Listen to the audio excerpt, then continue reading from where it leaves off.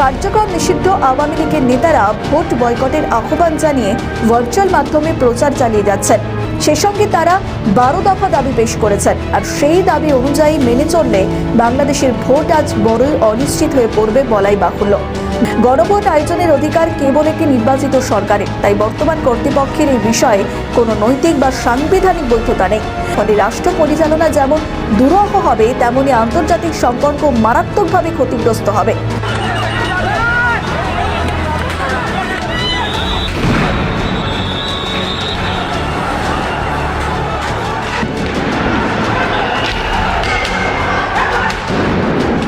মোটামুটি একটা সাইন্সে আইডেন্টিফাই লাগিয়েছে আর গগনা থেকে বের করে এরকমে ভাষা করে রাখছে। এখন আর কেউ নাই, বাইরে কেউ নাই, পুরোপুরি নিয়ন্ত্রণে। যদি কেউ আসতে চাই সমস্যা নেই, আমরা আছি, ওটার সাথে সাথে সাইজ হবে। ভিডিওর কিছু অংশ প্রথমে দেখে নিশ্চয়ই বুঝতে পেরেছেন ভিডিওটি খুবই গুরুত্বপূর্ণ হতে যাচ্ছে। আসলে কি হতে যাচ্ছে সেটি দেখতে ভিডিওটির সাথেই থাকুন। নির্বাচন বাকি আর কয়েকদিনও নয়, কয়েক ঘন্টা মাত্র। তার আগেই ক্ষমতা দেখালো বাংলাদেশের সাবেক প্রধানমন্ত্রী Sheikh Hasina. No vote no vote, হাসিনার এই উক্তি আজ অক্ষরে অক্ষরে পালন করছে বাংলাদেশ জুড়ে।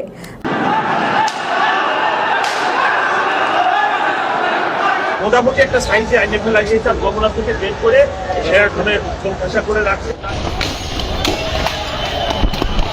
এখন আর কেউ নাই, বাইরে কেউ নাই, পুরোপুরি নিয়ন্ত্রণে। যদি কেউ আসতে চাই সমস্যা নেই, আমরা আছি, ওটার সাথে সাথে সাইজ হবে। আমরা বাংলাদেশের বিভিন্ন পেশাজীবী ও সচেতন নাগরিক সমাজের প্রতিনিধিরা আসন্ন জাতীয় নির্বাচন ও তথাকথিত গণভোট নিয়ে গভীর উদ্বেগ ও প্রতিবাদের সঙ্গে বর্জনের আহ্বান জানাচ্ছে। বর্তমানে বাংলাদেশে কোনো গ্রহণযোগ্য, অংশগ্রহণমূলক, অবাধ, সুষ্ঠু এবং বিশ্বাসযোগ্য নির্বাচন আয়োজনের ন্যূনতম রাজনৈতিক, আইনি, প্রাতিষ্ঠানিক বা নিরাপত্তাগত পরিবেশ বিদ্যমান নেই। যা আয়োজন করা হচ্ছে তা কোনো গণতান্ত্রিক প্রক্রিয়া নয়, বরং একটি পরিকল্পিত রাজনৈতিক প্রহসন, যা দেশকে দীর্ঘমেয়াদী অস্থিরতা এবং আন্তর্জাতিক বিচ্ছিন্নতার দিকে ঠেলে দেবে। প্রসঙ্গত, বাংলাদেশের আসন্ন জাতীয় সংসদ নির্বাচন এবং গণভোটে আওয়ামী লীগকে অংশ নিতে দেওয়া হচ্ছে না। এই পরিস্থিতিতে শেখ হাসিনা তার দলকে ভোট বয়কটের নির্দেশ দিয়েছেন। হাসনাত বলেন, আজকে বলেন নাহিদ বলেন, তোমরা এত টাকা পাইছো কই থেকে? সার্জিস এত টাকা কোথা থেকে পাইছো?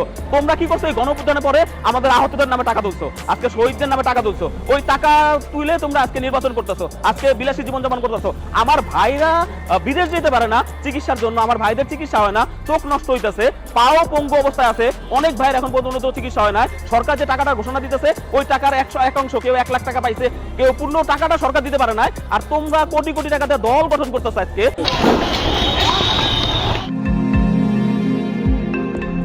জুলাই যোদ্ধা পরিচয় দিলেই চলছে গণধোলাই।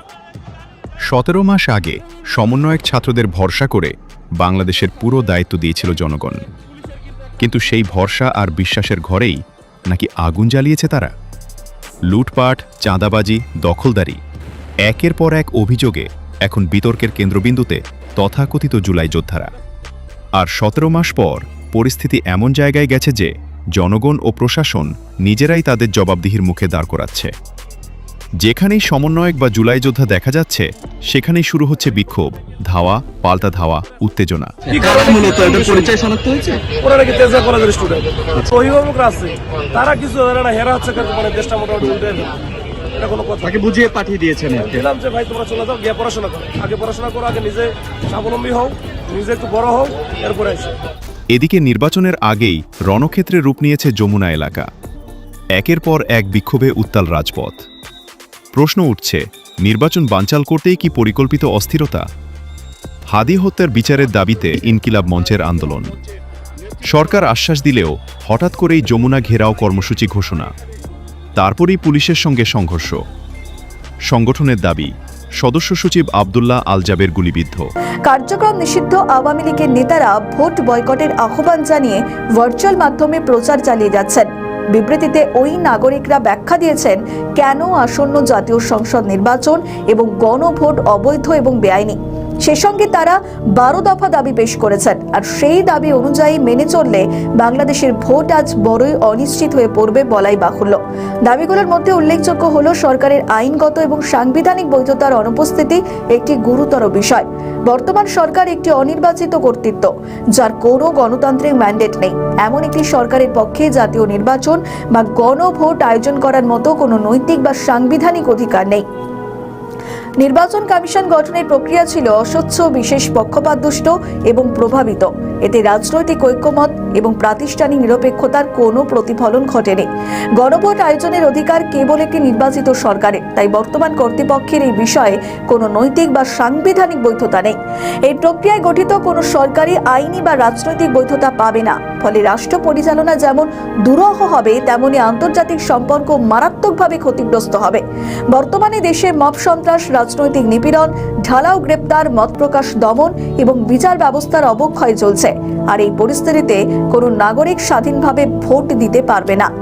দেশে বৃহৎ রাজনৈতিক দল আওয়ামী লীগ এবং অর্ধেকেরও অধিক রাজনৈতিক দল এবং প্রতীককে পরিকল্পিতভাবে নির্বাচন থেকে বাদ দেওয়া হয়েছে। এতে জনগণের প্রতিনিধিত্ব অসম্ভব। সাংবাদিক, শিক্ষক, আইনজীবী, লেখক এবং বিরোধী রাজনৈতিক কর্মীদের বিরুদ্ধে মিথ্যে মামলা এবং হয়রানি চলছে নিয়মিত। গুম, হত্যা, হুমকি, ধর্মীয় নিপীড়ন, নারী ও সংখ্যালঘুদের নিরাপত্তাহীনতা সব মিলিয়ে মানবাধিকার পরিস্থিতি চরমভাবে বিপর্যস্ত। বর্তমান সরকার নিজেদের নিরপেক্ষ দাবি করলেও বাস্তবে নির্দিষ্ট রাজনৈতিক গোষ্ঠীকে সমর্থন করছে। বিচার বিভাগ ও প্রশাসনের কাছে রাজনীতিকরণ, রাষ্ট্রের মৌলিক প্রতিষ্ঠানগুলো প্রায় অকার্যকর রয়েছে। বর্তমানে কোনো আইনের প্রয়োগ নেই এবং বিচারালয়ের বিচার চলছে সরকারের এবং বিশেষ শক্তির ইশারায়। এই নির্বাচন রাজনৈতিক মেরুকরণ বাড়াবে, সামাজিক বিভাজন তীব্র করবে এবং দীর্ঘমেয়াদী অস্থিরতা তৈরি করবে। বিতর্কিত নির্বাচনের মাধ্যমে গঠিত সরকার আন্তর্জাতিক স্বীকৃতি, বিনিয়োগ এবং কূটনৈতিক সহযোগিতা হারাবে, যা দেশের জন্য চরম ক্ষতি শামিল। মত প্রকাশের স্বাধীনতা, রাজনৈতিক সমতা এবং গণমাধ্যমের স্বাধীনতা কোনোটি কার্যকরভাবে নেই। এমতো অবস্থায় ভোটের মাধ্যমে সঠিক জনমত আশা করা অসম্ভব। স্বাভাবিকভাবেই বাংলাদেশের নির্বাচন যে এক অশনি সংকেতের উপর দাঁড়িয়ে রয়েছে তা বোঝাই যাচ্ছে। এখন দেখার ইউনূস উপদেষ্টাদের নির্বাচনী খেলা বাংলাদেশের জনগণের ওপর কতটা প্রভাব ফেলতে পারে। অন্যদিকে আবার আওয়ামী লীগের নেত্রী শেখ হাসিনার ভোট বয়কটের ডাক কতটা প্রভাব ফেলতে পারে বাংলাদেশের ত্রয়োদশ নির্বাচনে। এবং জল কামান আসলে তো মোবটা তৈরি করছে ওরা, তারপরে মোব ডিসপাস করতে যে সবাই দৌড়াচ্ছে। এখন আমার যে 18 জন পুলিশ আহত, আপনারা দেখছেন 4 জনকে আমরা অ্যাম্বুলেন্সে করে পাঠিয়ে দিচ্ছি।